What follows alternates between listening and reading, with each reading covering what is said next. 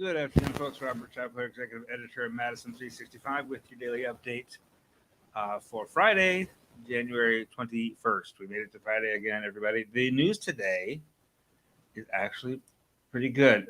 Yesterday, the Department of Health Services Chief Medical Officer, Dr. Ryan Westergaard, said that Omicron variant has not yet peaked in Wisconsin.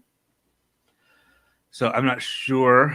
There wasn't a lot more detail in that. That was just sort of his opinion. But from what I'm seeing, it looks like it kind of has. Although it's, entirely possible that this that what we're seeing is a temporary thing for a couple of days. But the all the information today looks really promising. We'll say that. The 7-day average of new cases is down to 17,586, which is still obviously really high. But that's like down by 1,000. It was 1,000 more than that yesterday. And again, that is also artificially elevated because of that one like big data dump day that they did on Monday. So, but the 11,628 new cases just today, which is also still a lot, but it was 15,000 yesterday. Okay, so the trend is downward. The positive test rate, 26.1.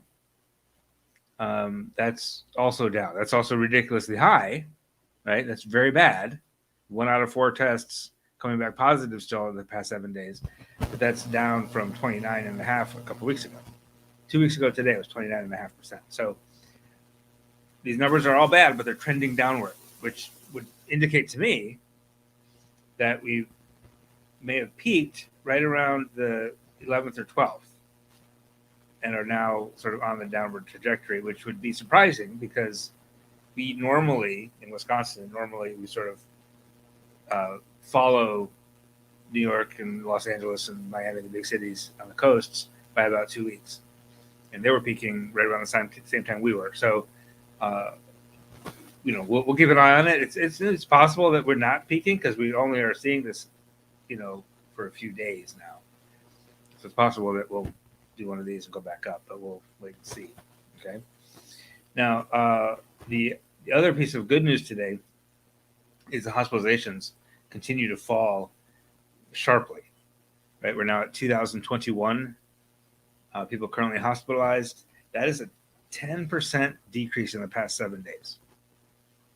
Right, we were very concerned about a 10% increase a few weeks ago. There was we were increasing by like 10% a week. So to fall by 10% a week is actually really good news. It's down by 78 just since yesterday. So people are getting out of the hospital and not being replaced as much, right?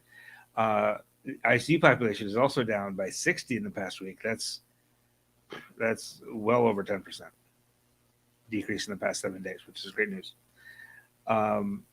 We're down by 20 in the ICU just in the last day. So if there are any questions, drop them in the comments. But the news is good. The cases are down, positive test rates are down, hospitalizations are down. The one thing that's not down is deaths. We knew that it was going to happen, right? It's a question of how high they're going to go because the deaths are going to go up about 4 weeks after the cases start to go up.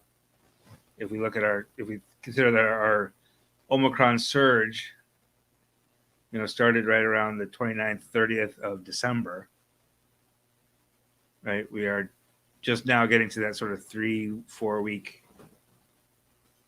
mark later, so that we know the deaths are going to start to go up. We're now at 33 per day, which is higher than heart disease on a daily basis. So for the next period of time, COVID is going to be the top cause of death in the state of Wisconsin. How long that lasts, we'll have to wait and see. We'll also have to wait and see how high it goes. So it'll probably get to 40 or 50 deaths per day in the next few weeks. And we can cross our fingers and hope that doesn't happen, but we'll see. So that's it. The deaths are going to continue to rise. We know that. But again, that die has already been cast, right? That is those deaths are already happening. It just takes a few weeks to report them. So we'll just have to wait and see how the data shakes out. So we're going to take a short pause here. We're going to hear a word from the University of Wisconsin Department of Surgery and its Log to Lose research project. Would you like to lower your blood pressure or improve your diabetes management? You can enroll in Log to Lose. It's an 18-month research study at UW focused on helping teach people like you healthy habits for a lifetime. Everyone in participates will receive a well-researched weight management program led by registered dietitians. Go to logtolose.com for more information. Now, a couple other local news notes that we'll mention. First of all, we have a new member of the team here, a new contributor for Madison365, Rodlin May Banting has joined the team as a contributor, and she's got her first story in today. And it is House of Madison Beauty House. Has joined the Strands for Trans movement, which is they're not the first in Madison to do so, but they're the latest, and that is a movement of salons and barbershops and hair places that are affirming and accepting of trans and non-binary people.